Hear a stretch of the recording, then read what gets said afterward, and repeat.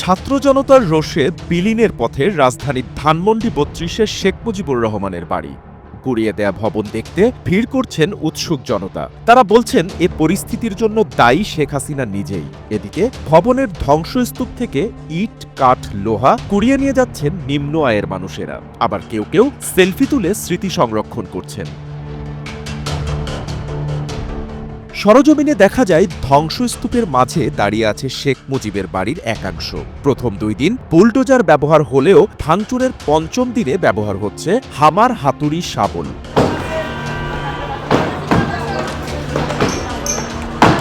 ঢাকার আশপাশ সহ দূর দূরান্ত থেকে অনেকেই দেখতে এসেছেন মুজিবের ভাঙা বাড়ি। স্মৃতি হিসেবে ছবি তুলে রাখছেন অনেকেই। তারা বলছেন যা কিছু হচ্ছে তার দায় পতিত সরকারের সাবেক প্রধানমন্ত্রী শেখ হাসিনার।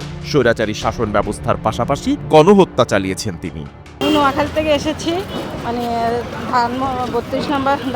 ধানমন্ডি 32 নম্বর ওয়ার্ডটা দেখার জন্য, ভেঙে দিয়ে যে ছাত্র জনতা ভেঙে দেওয়ার জন্য, এই জন্য মানে আসলাম দেখার জন্য। শেখ হাসিনা এই যে 16-17 বছর যে মানুষকে নির্যাতন করেছে, এই নির্যাতনের বহিঃপ্রকাশ হলো এই 32 নম্বরের বাড়ি। আসলে এই মানুষকে সে যদি জনগণকে ভালোবাসতো তাহলে আজকে এই করুণ পরিণতি আসলে দেখতে হতো না। এই জন্যই মানুষ ক্ষোভের বহিঃপ্রকাশ এই 32 নম্বর, যে সামনে যাতে মানুষ এইভাবে কেউ স্বৈরতন্ত্রভাবে হইতে না পারে, এইটা সবার কাছে আসলে একটা মেসেজ।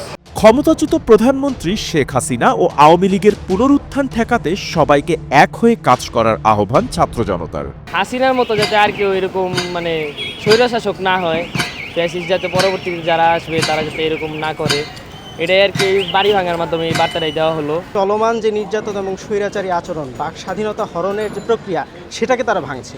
এটা একটা প্রতীকী ভাঙা। এই ভাঙাটা শুধুমাত্র একটা মানে স্থাপনা ভাঙা না, এই ভাঙাটা হচ্ছে সেই সব জুলুমকে ভাঙা, যে জুলুমগুলো 17 বছর ধরে প্রত্যেকটা জনগণের উপর তারা একটা ন্যারেশন তৈরি করেছে। তারা জাতিকে ধ্বংস করেছে, জাতির দর্শন, জাতির তত্ত্ব, জাতির আবেগ, প্রত্যেকটা জায়গায় তারা তাদের ন্যারেশন তৈরি করেছে, বাঙালির ন্যারেশনকে বাদ দিয়ে, বাংলাদেশি ন্যারেশনকে বাদ দিয়ে। ধানমন্ডি 32 নম্বরে আসা জনতার প্রত্যাশা এই পরিণতি শিক্ষা দেবে রাজনীতিবিদদের, ঢাল হয়ে ঠেকাবে নতুন কোনো ফ্যাসিস্টের উত্থানকে।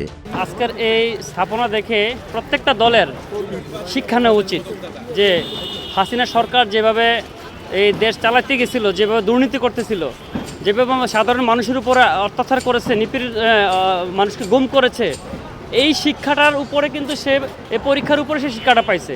এইটা সবাই দেখতে হবে, সব দলকে খেয়াল রাখতে হবে যে হাসিনার বাপের এই মণ্ডপখানাটা যেখানে এসে মেম্বারি চেয়ারম্যান দাঁড়ালে এখানে এসে ফুল দিত, ওটাকে কিন্তু তছনছ করে দিছে শুধু আজকে হাসিনার কারণে। ঠিক আছে, ওই ধরনের স্বৈরশাসক আমরা চাই না। ভবিষ্যতে যারা আসবে এটা থেকে শিক্ষা নিয়ে যাতে আসে। আওয়ামী লীগ সরকার যেগুলো করছে, ঠিক আছে, এগুলো আসলে মোটেও ঠিক না। ঠিক আছে, আওয়ামী লীগ সরকার থেকে প্রত্যেকটা দলের শিক্ষণীয় বিষয় সবারই শেখার দরকার। ঠিক আছে, যে আসলে এই যে বঙ্গবন্ধুর বাড়ি, ঠিক আছে, তার স্মৃতি ভেঙে চুরে সব কিছু শেষ করে ফেললো। ঠিক আছে, এগুলো আসলে প্রত্যেকটা দলেরই, ঠিক আছে, এটা নিয়ে শিখতে হবে। ঠিক আছে, যে আসলে সামনে দিনগুলো কীভাবে কার কীভাবে চলতে হবে না হবে, ঠিক আছে, প্রত্যেকটা দলের এগুলো শেখার দরকার আছে। SA TV digital.